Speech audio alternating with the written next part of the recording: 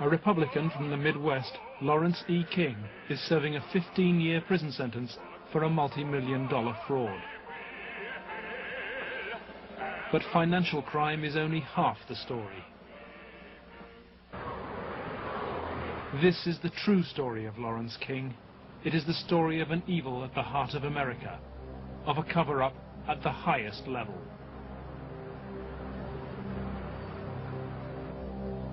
One man is attempting to uncover the full story. John DeCamp is among the most highly decorated Vietnam veterans.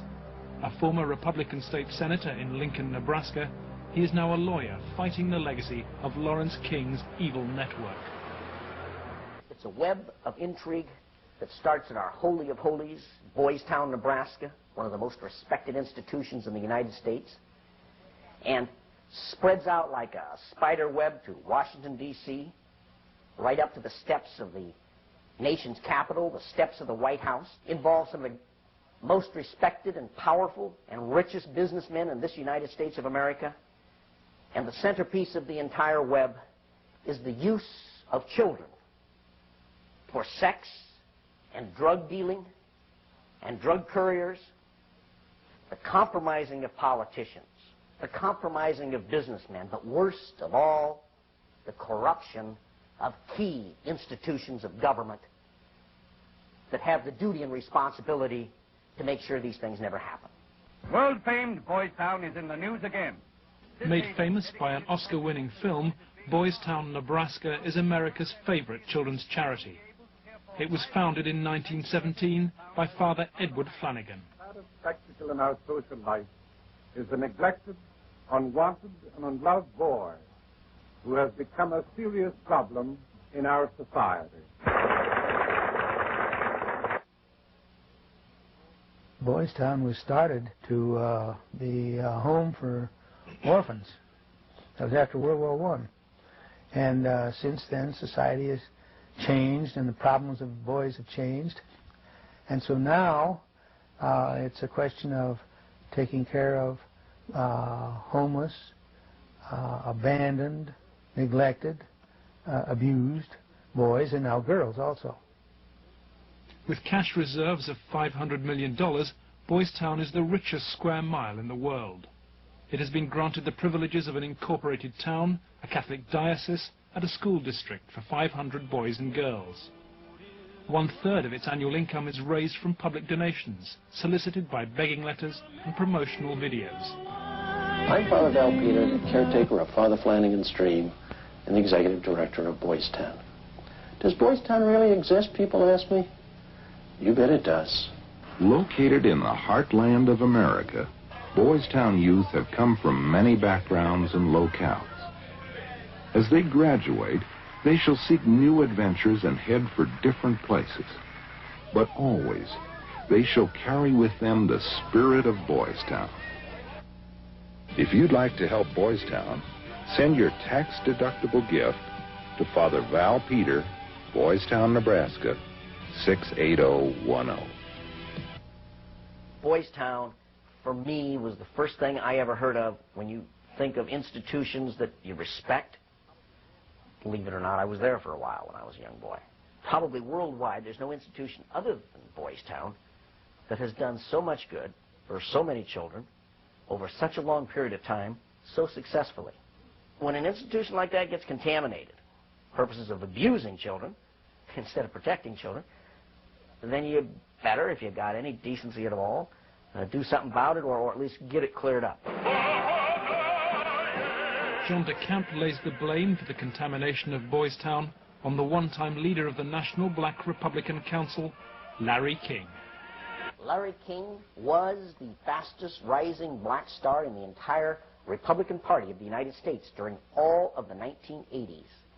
And he was also one of the most evil individuals in this country in terms of being a dealer of children, in terms of being a thief, 40 million that they documented he stole, and in terms of using and compromising and corrupting one after another politicians. The base for his network was a small people's bank in Omaha, Nebraska, the Franklin Federal Credit Union. Larry King was its general manager.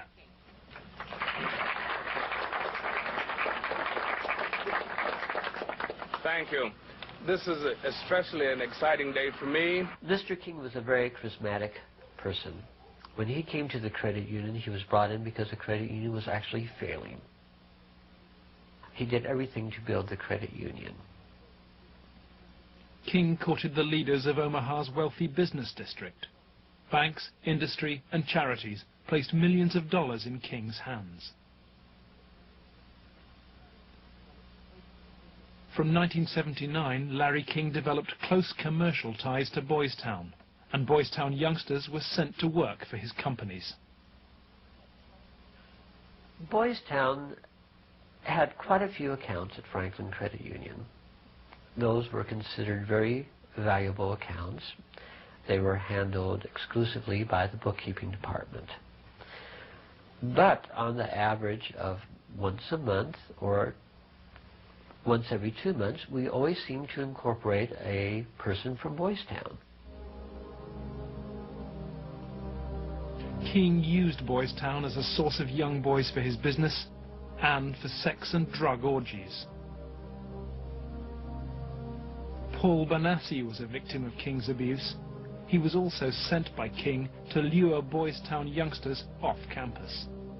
We used to just drive around and go up toward a home, and then we used to do some of the scavenger hunts with picking up some of the kids. You know, just kind of win their confidence, become friends with them for a while. Start inviting them to the parties. The kids were 10 years old or older. In 1986, King's plundering of Boys Town was reported by staff to the chief executive, Father Val Peter. Subsequent testimony proves that he carried out his own investigation, but that King's victims refused to talk. Nebraska has a very clear statute that child abuse allegations should be reported to authorities. They shouldn't be reported to the principal of a school, director of a facility. They should be reported directly to either Child Protective Services or law enforcement. An internal investigation at Boys Town would have no status. I mean, in other words, that evidence collected may be something that could augment, but it certainly could not take the place of an investigation, a criminal investigation. Could you understand why a very detailed report from a social worker employed at Boys Town identifying children and identifying their alleged abusers never saw the light of day? Nothing happened with that. No, I couldn't understand that, because had I known that had been, I wouldn't put up with that. But is that something like that happened? I don't know. Well, in retrospect, I regret having any association with Larry King. Had I known it at the time, it would never have happened. Despite the investigation, Larry King remained free to feed his pedophilic parties with child victims. But in 1988, a routine review brought the Boys Town cases to the attention of Nebraska's State Foster Care Review Board. And the information presented to the Foster Care Review Board, either via the telephone reports, the personal reports, or the reports we reviewed, Larry King's name was consistently present as someone that the youth were making allegations against. I mean, I turned that information over to authorities, and nothing happened. So I would say we handed over at least a foot-high amount of material. Generally speaking, the allegations were ignored. Omaha police now accept that Larry King may have been abusing children. Good morning, Roberta. Good morning, Steve. But its most senior detective claims he never received any evidence. It is certainly possible that Mr. King was involved in illegal acts with children. If there was sufficient evidence of those types of allegations, he would have been prosecuted by the county attorney's office.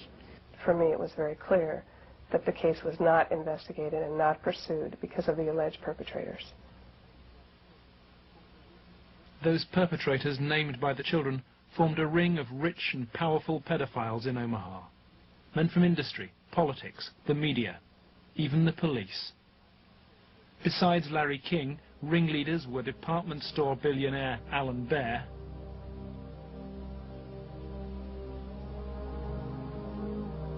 and the celebrity columnist of the Omaha World Herald newspaper, Peter Citron. With the judicial system apparently paralyzed, Larry King's political and business empire grew.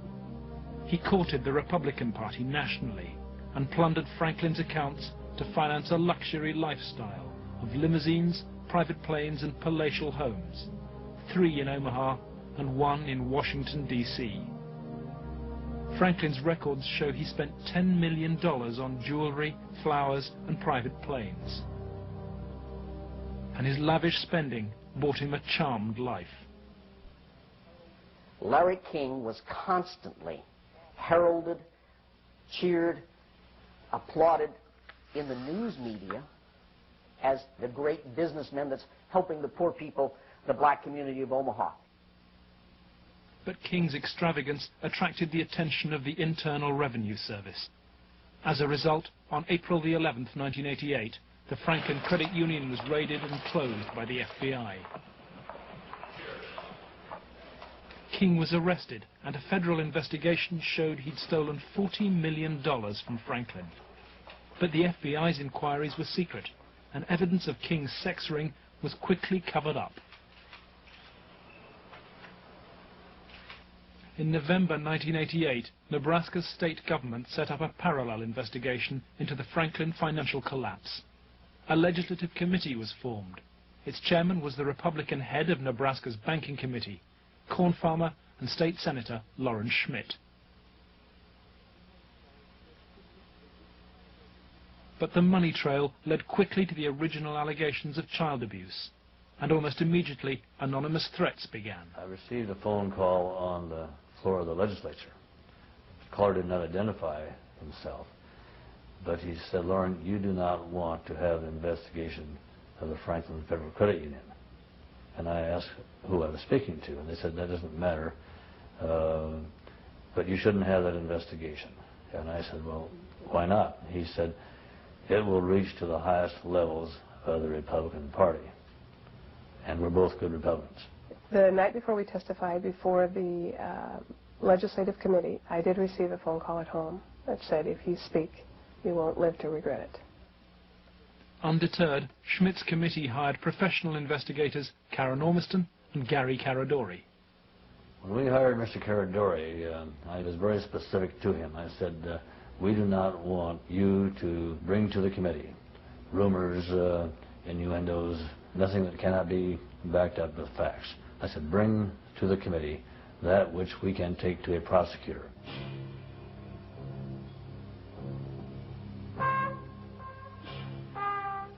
On the streets of Omaha, Gary Caradori and Karen Ormiston found new victims of King's paedophile network.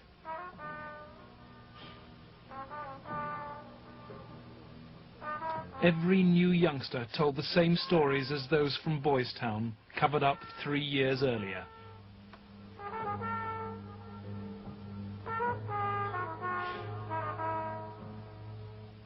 They were telling us about prominent people in Omaha and elsewhere that were abusing children at parties.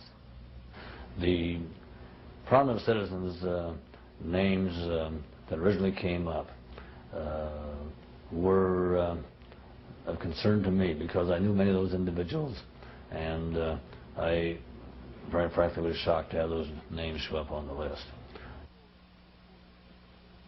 Ormiston and Caradori recorded their new witnesses on videotape.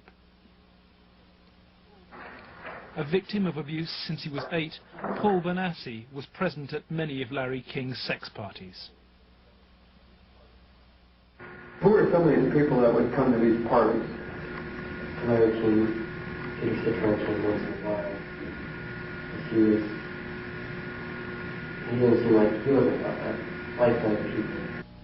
Media personality Peter Citron procured some of his victims from Boys Town. The kids he liked were mainly around the age of probably about 8 and 13. It was mainly fondling and oral sex with them. He did have some anal sex, but he usually did that with the older kids. But Citron's abuse of Paul Benassi involved ever more sadistic parties. He and another guy tied me up and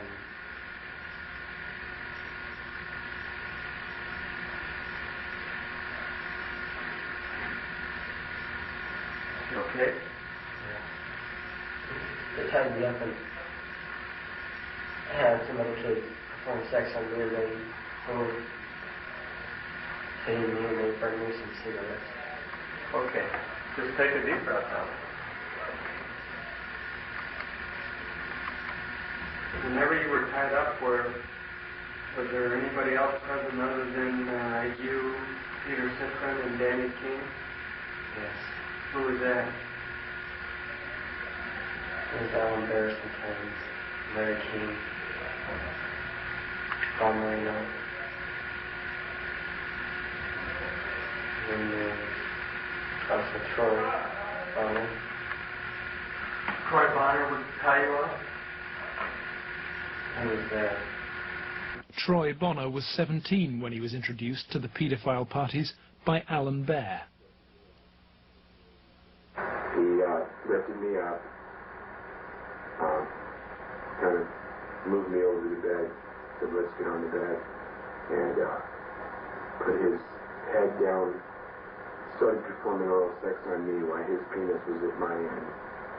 As they say, a 69 position. Yeah.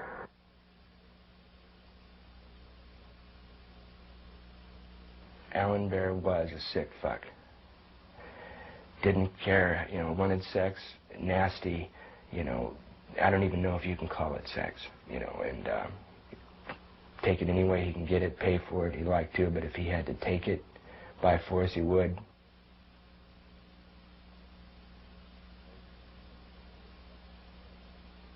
Larry King was the same kind of sick fuck Alan Bear was, except Larry King was more violent, more sure of himself, I mean, I would, see him fuck a 10-year-old boy in the ass, until he bled, and, just pull out and stop, and, push him down, and then go out and,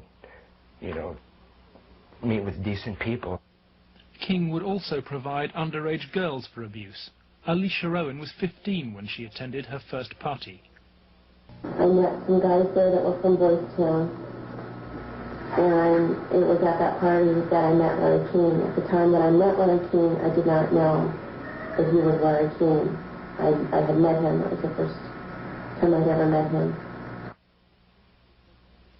Alan Bear and Larry King frequently hosted the child sex parties in penthouse apartments at the Twin Towers luxury block. A lot of it was me handcuffed with my hands behind my head and my feet tied, and doing different things. What do you mean? Sometimes there'd be a guy straddling over my face. Okay. Most of the time, Larry King took pictures quite a bit during that time. I know it's difficult. I don't know. Okay. And I think I could have said no. Okay. But I don't know. Okay. And Alicia, you're a victim. And with a young age, let's go off camera for a minute. We were appalled. It was incredible. It's incredible what these kids went through, I think.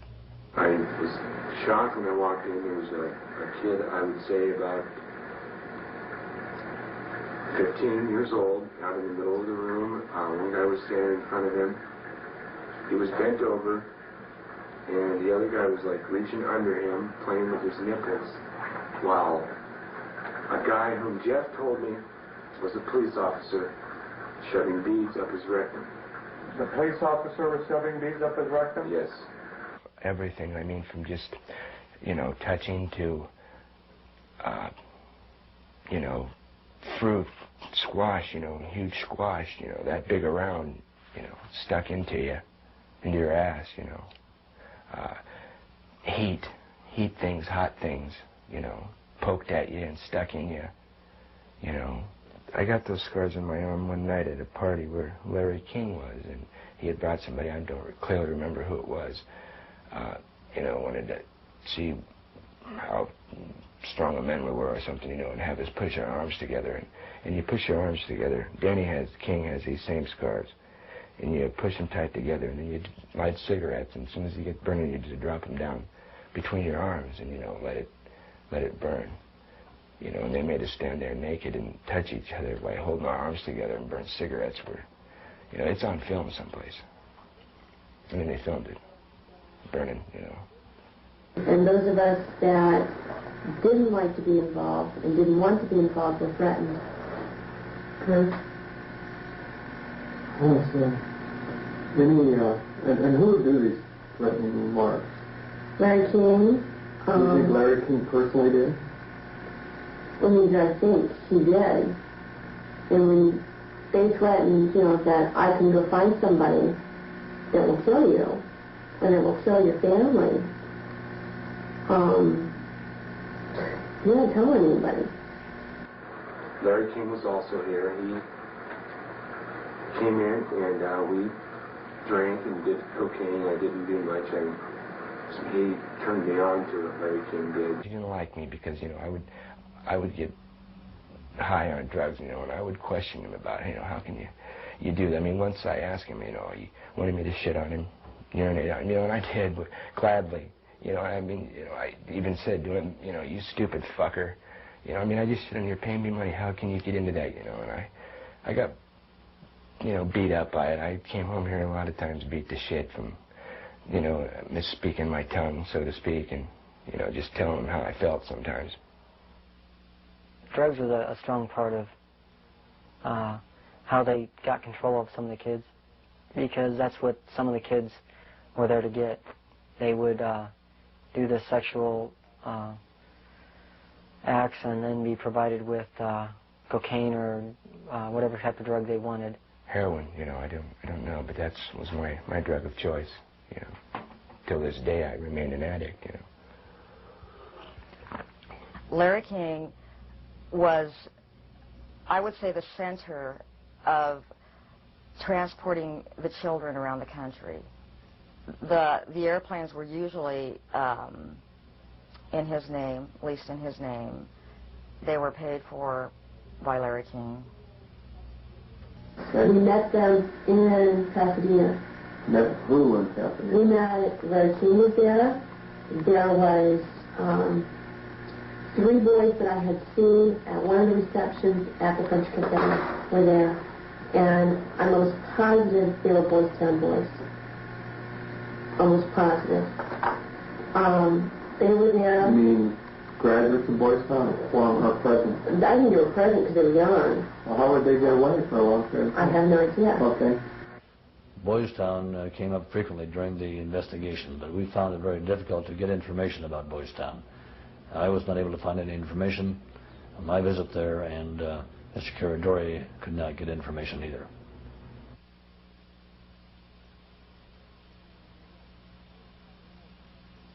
"4 years on, Boys Town remains unwilling to discuss its involvement with Larry King. We asked for an interview with Chief Executive Father Val Peter, but Boys Town's public affairs officer refused. I would have to give you a flat no. I'm just going to tell you at this point that we will not participate with you. We have no interest in talking to you folks. It's something that we don't even care to delve into.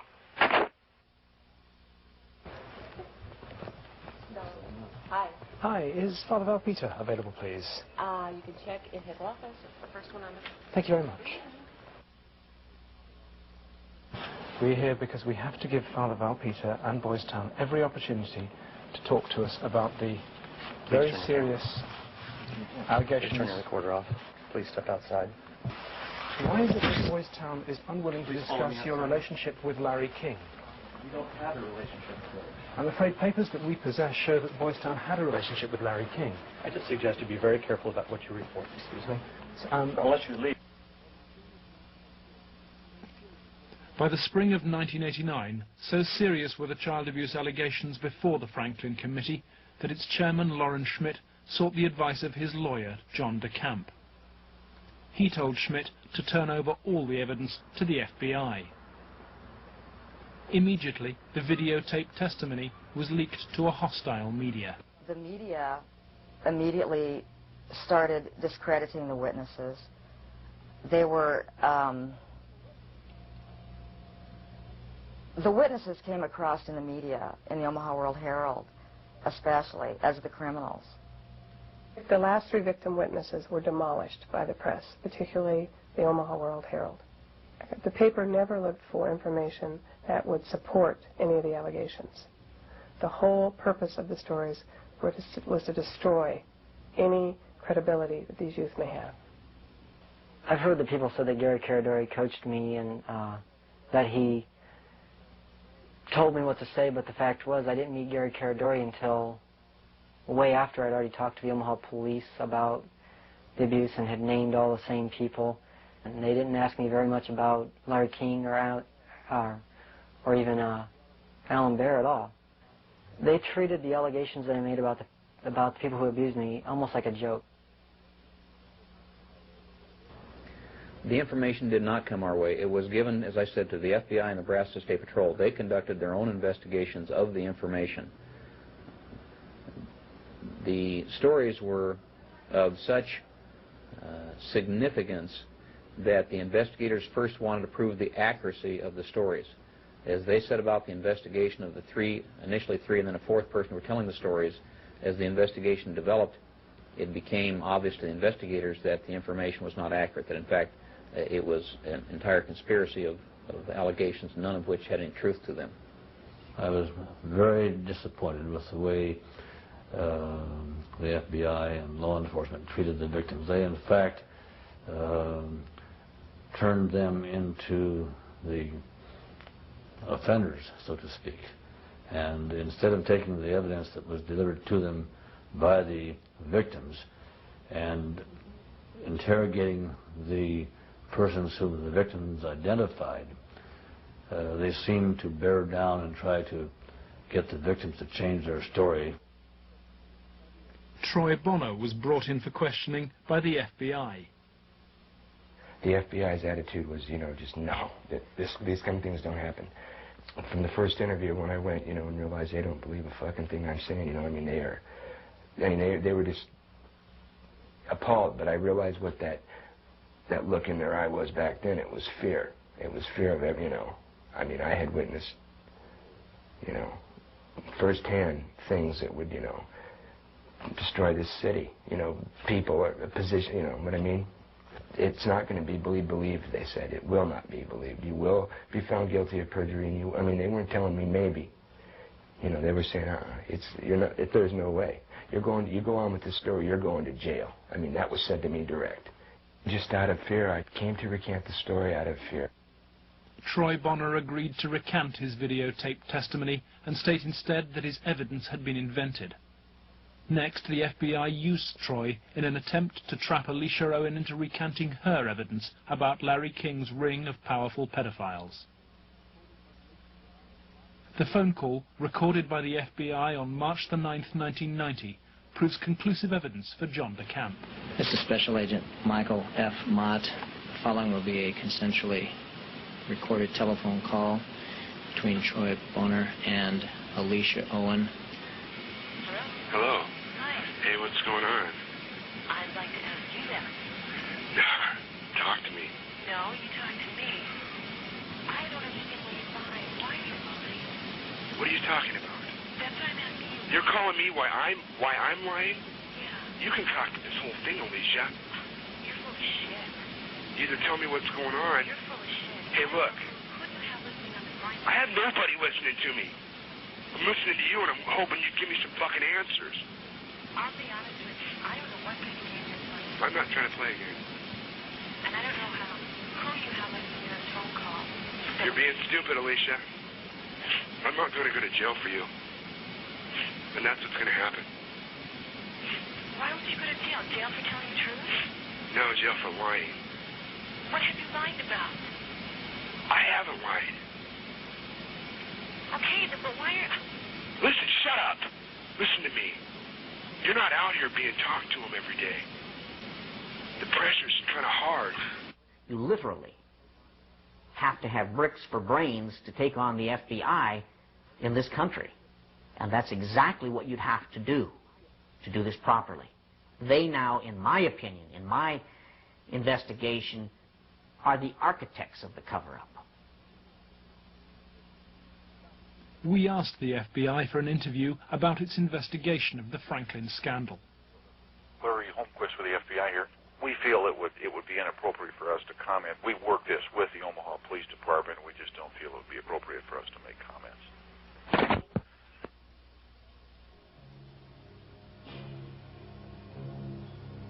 As Gary Caradori and Karen Ormiston sought out new witnesses on the streets of Omaha, they found themselves under constant threat.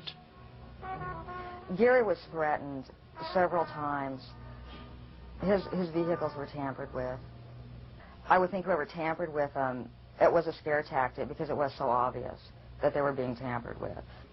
Gary there was one piece of evidence I know he got that he even said he got one step ahead of him this time. He told us about this book. It was like addresses, telephone numbers, names. He said if they knew he had it, they'd kill him. On July the 11th, 1990, Gary Caradori and his 8-year-old son, AJ, were flying home from Chicago. They had watched the All-Stars baseball game, and Caradori had been pursuing new leads. Investigators from the National Transportation Safety Board are in Harold Cameron's cornfield trying to determine what caused this private plane to crash, killing its 2 occupants.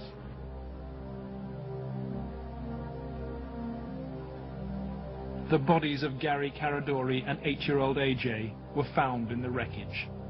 National Transportation Safety Board investigators say wreckage from the crash is apparently strewn over a 3/4 to 1 mile long stretch in this field. The fact that the wreckage is scattered over a large area certainly demonstrates that it did break up in flight. The exact mechanism of breakup yet is still unknown. The federal investigation was never able to discover what tore the plane apart. There are things missing from the plane. His briefcase is missing. Again, we'll never know what all was missing because I don't know what he had with him. I don't know what he did in Chicago. He may have had information he was coming back with. Within 24 hours of the tragedy, FBI agents impounded all records of the investigation.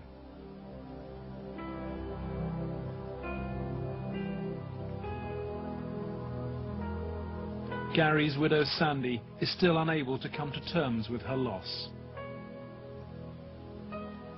As a mother, I don't want to ever think that somebody murdered my child, let alone my husband. But I think if you'd ever talk to any parent, be it mother or father, that's ever lost a child, I mean, the worst thing that you can think of is that somebody would want to murder a child.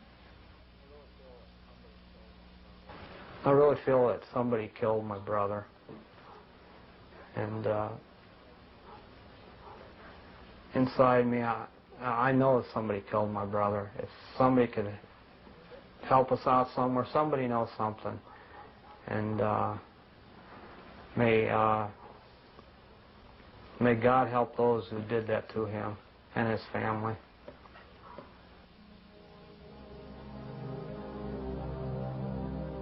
Gary Caradori's death pricked Troy Bonner's conscience. He promised Sandy that he would recant his recantation and tell the truth. I set the record straight. I was, going to do it. And would. The truth would come out, and somebody would be held accountable for his death. And then at the funeral I had seen, FBI guys, and they looked at me. I was supposed to meet Senator Labetz and Schmidt for lunch after the funeral. And, that's when I decided, I told my mom, we're not going to do the lunch. We're going to hightail it out of Lincoln now. The effect of Gary's crash on the investigation, I think, in effect, put an end to anybody else coming forward with sensitive information like this. That's when I was finished, because I figured out if they murdered Gary and his son, there was nothing that would stop him. There was no piece of paper. There was nothing we could come up with that was going to get anything done. Under pressure from the FBI, Troy Bonner agreed to tell a Douglas County grand jury investigating Larry King that he and Alicia Owen had concocted the entire child abuse story on payment of a $500 bond. Troy Bonner was to be the star witness against Alicia Owen, but he grew uneasy about maintaining what he claims were the lies fed to him by the FBI. But when his brother Sean died in an inexplicable gun accident, Troy and his family were convinced they'd been sent a warning message. You know, and they killed him just flat outright, somehow, professionally, made something happen, you know, to shut me up. The purpose of Sean's death? To instill fear. And it worked.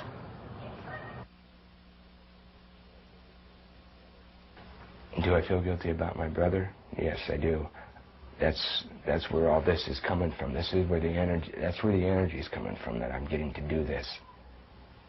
Is for him, because, I mean, it should have been me there instead of him. Really. I mean, I'm not trying to make anybody feel bad, but I mean, he was brilliant and you know, innocent. You know, it should have been me. I mean, he had so much to give. I've taken so much. You know, it should have been the other way around. I can explain to you what it feels like to lose a child. But when you see the pain your kids have because of that, it's much worse. I can't do anything for them. I can't take that pain away for them.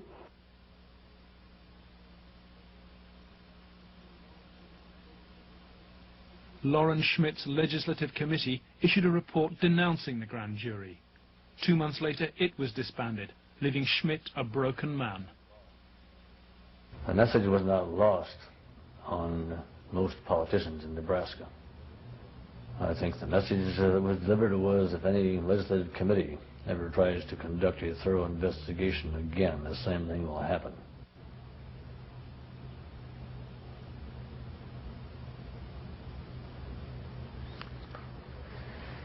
It has shaken my faith in the institutions of government. I used to be a firm believer that the system would work, and that people who did things wrong would be punished. And we discovered victims who claimed to have been abused and who the grand jury acknowledged had been abused. But they did not try to find out who had abused those individuals. Instead, they convicted Alicia Owen of perjury. Indefensible from my point of view. In July 1991, Alicia Owen was convicted of perjury. Her sentence was between 9 and 25 years. I can't find a case in the history of this country where some kid got sentenced to 25 or 30 years in prison for something like this. If you were going to pick a what I call a telesign, something that says something fishy about the whole thing, it was in the sentencing itself. For some reason, they had to send a signal to every kid who was a potential witness. My opinion again. A signal so loud and clear, if you dare to come forward, if you dare to talk, watch what happens. 3 months later, Larry King was jailed for the $40 million fraud. He was given a 15-year sentence, 10 years less than Alicia Owen. John DeCamp is now the only man fighting to help Larry King's victims. He's become the lawyer for Paul Benassi and Alicia Owen. I live in Nebraska. Hell, I was born here, raised here. I have 4 kids growing up here. Like it or not, it's my heritage, you know. Well, if it's a dirty cesspool that I got to live in or look back on that I left, that ain't good. The real cost, if I were going to say to my family, has been the fear and intimidation it's put in some of the kids. A couple of the kids are really, really frightened and really had some sleeping problems over it, you know, hear this or that. So that's been the real concern I've had. In the face of mysterious threats, John has turned for advice to his friend and one-time boss, former head of the CIA, Bill Colby. Old Bill Colby told me better than anything. The one thing that the bad people can't afford is publicity, and knocking you off right now or doing something obvious to one of your kids would bring them more trouble than it's worth. I said, you have to consider the possibility of some danger to not only your reputation, but to your person. I mean, people do react rather violently to some kinds of charges, or particularly if they're true, there's more apt to be a negative reaction than if they're false. If they're false charges, then they can be reacted to in a normal way, by a libel suit or whatever. But if there's truth in it, there can be a danger in that situation. We've seen that happen in other cases.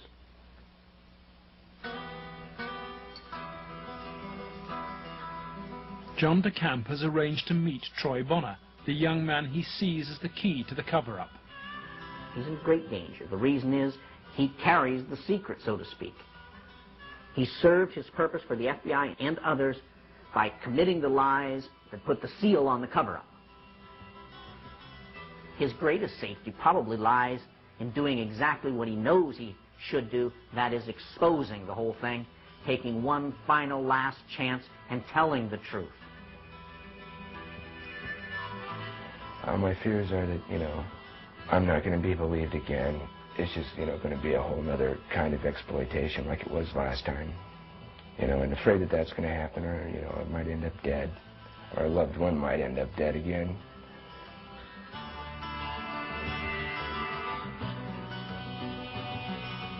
I want this to go forward and have something done so that all those other kids who a lot worse, more worse things have happened to can come forward and see that action can be taken. Because there are a lot of other kids out there that, things happen to them that, a lot worse than happened to me.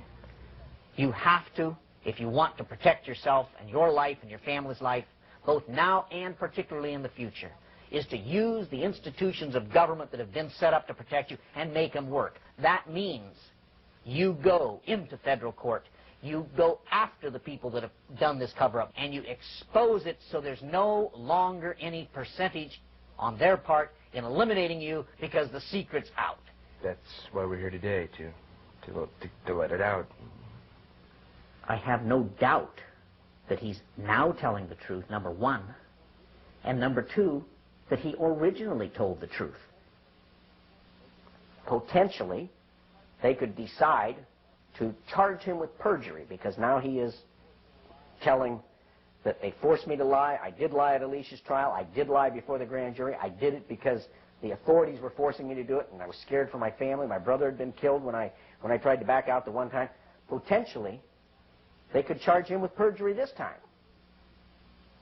Alicia Owen is out of prison and on bail, while DeCamp appeals against her perjury conviction. As he prepares for a court hearing, new evidence of the cover-up emerges, and once again it involves Troy Bonner's evidence. The tapes that were shown to the grand jury had been edited.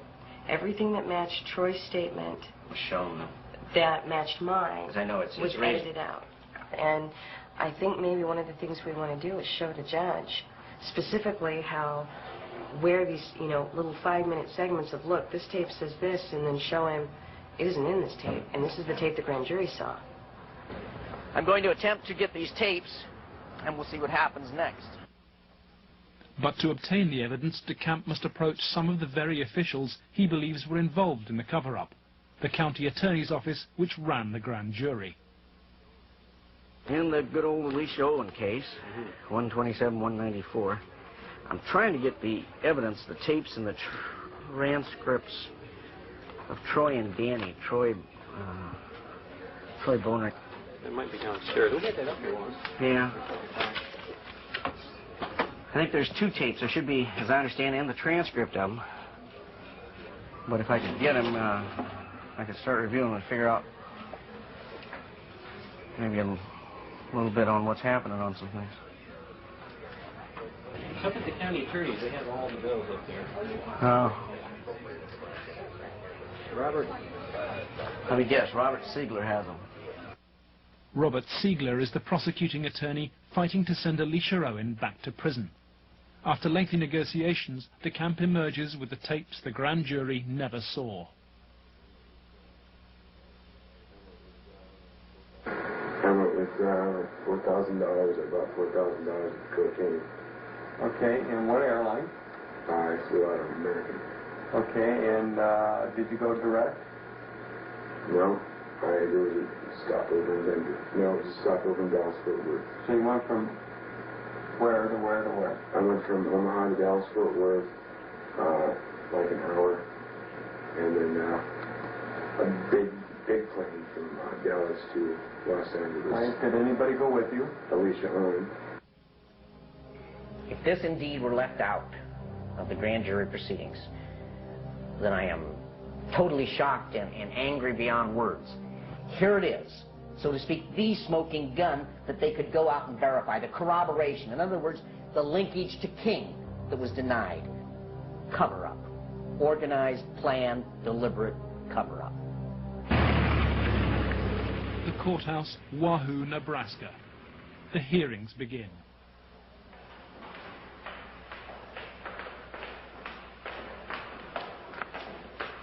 Alicia Owen is ready to testify. So too is Paul Benassi.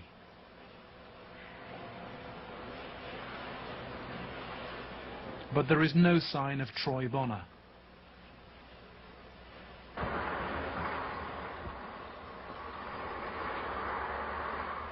DeCamp discovers that Robert Siegler has sent the young man a threatening subpoena. Fearing arrest for perjury, Troy has gone into hiding.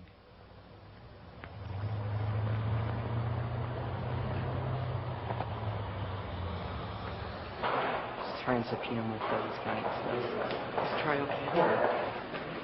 Yeah, he's okay. They're just not going to have me testify if he does. Okay, Troy's not here. Where's Alicia? No. She's in there?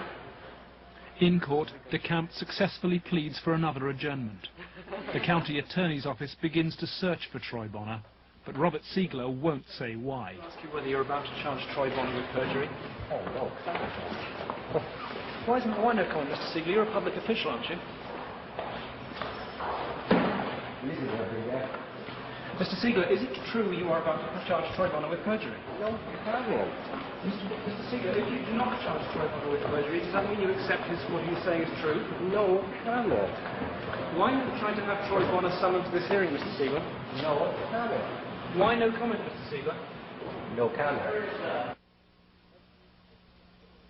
Every victim witness who stepped forward in any way, or even was a potential witness that somebody heard about, has either been killed, put in jail under some theory or other, terrified or run out of the state, discredited.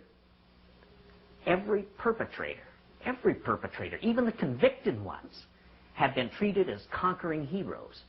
Obviously, the FBI was protecting something a lot more significant than a bunch of old pedophiles having improper relations with little boys. They were protecting something a lot more significant than a bunch of drug peddlers. They were protecting, in my opinion, they were protecting some very prominent politicians, some very powerful and wealthy individuals associated with those politicians and the political system, up to and including the highest political people in this entire country.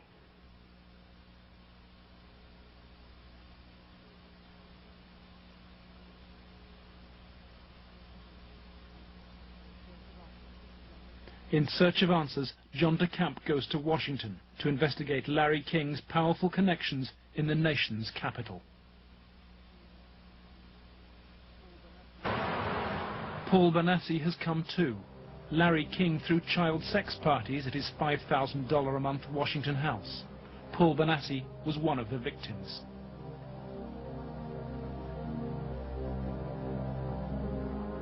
Larry King's house down in Washington, D.C. was a nice house. It was on what I believe it was Embassy Row, because that's what they kept talking about. There were a lot of flags from different countries when you drove around in the area. Tell me, Paul, how often did you come here? I was about 14, about 1981, and at first it was about 3 or 4 times the first year. After that, it was about once a month after 81. And who brought you here? Larry King brought me here. And this is the actual house where you... Yes. And what, you were used for sex there? Yes. Some of the parties, when they started off, were straight political type parties with no sex. And then when some of the men had left, some of the politicians had left, the ones that had planned on engaging in some type of sexual activity, that would come after the party. Some of the kids would be held downstairs in some of the rooms where if they acted up or if they started freaking out because of the drugs that they were on, they'd put them in a room that they couldn't get out of, and they'd lock them in. Were there drugs at these parties? Yes. What kind of drugs?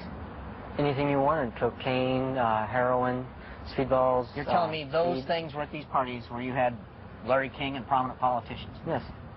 Were they readily available to anybody at the party? At the after parties, they were readily available for anybody. Beforehand, they did it more upstairs than they did anywhere else, and it was kind of in the back rooms. Were any attempts ever made that you know of to expose this situation? As far as I know, nothing's ever been done, and most of the people that were in there had already been, I guess you'd say, compromised. King's partner in sex crime was powerful Washington lobbyist Craig Spence. He took youngsters like Benassi on midnight tours of the White House. So you were in the White House then? Yes. And how did you gain access? Well, I came down with Larry King, but Craig Spence was the one that arranged the trip for us. And it was kind of a gift for our services that we were doing. How many times were you on this kind of a trip? I came to it on 2 times. 2 times. And were you used for sex on those occasions? Not until after we left. After you left the White House? Yes. What time of night? It was usually around midnight.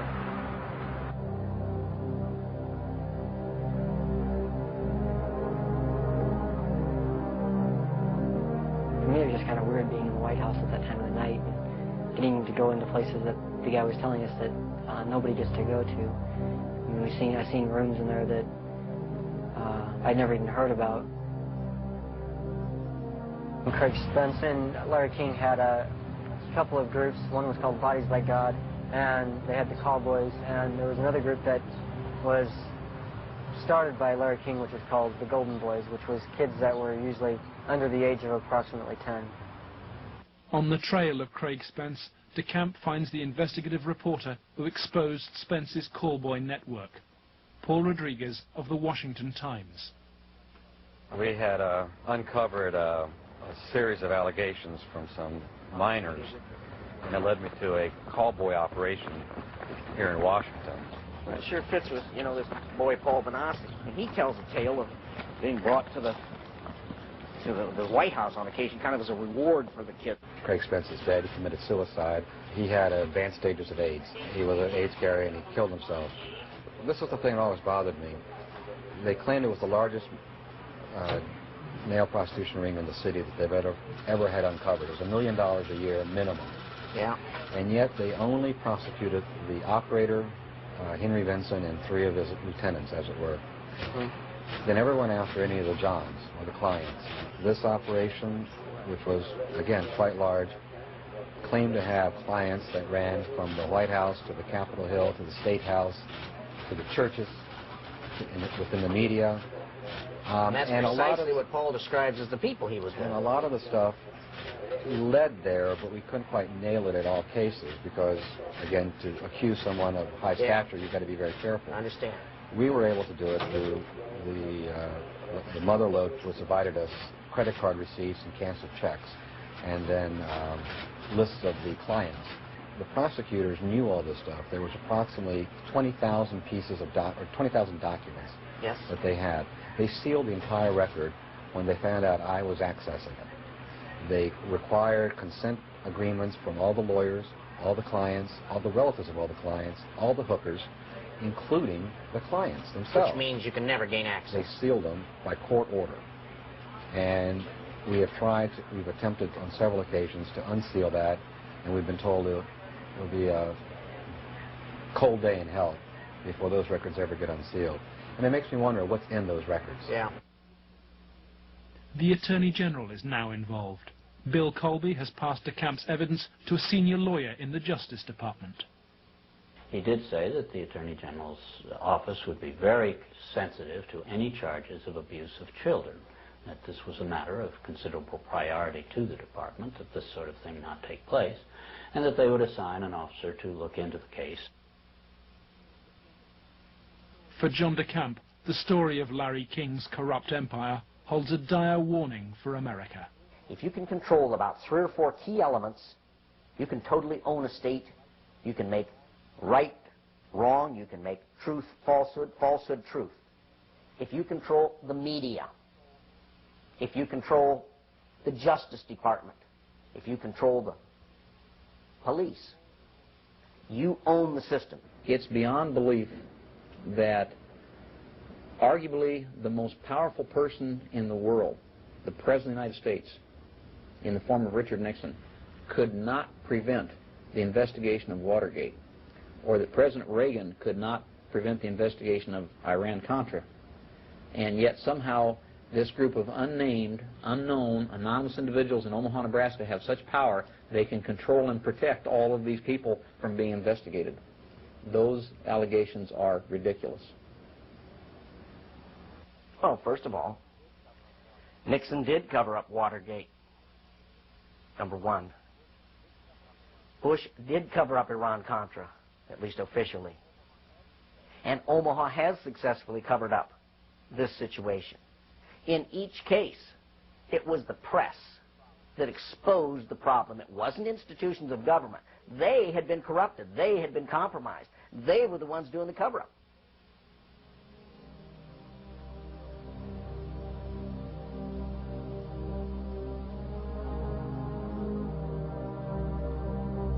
The Justice Department, acting through FBI and the U.S. Attorney's Office in Omaha, emerges from the record of the Franklin investigation, not so much as a party to the cover-up, but as its coordinator.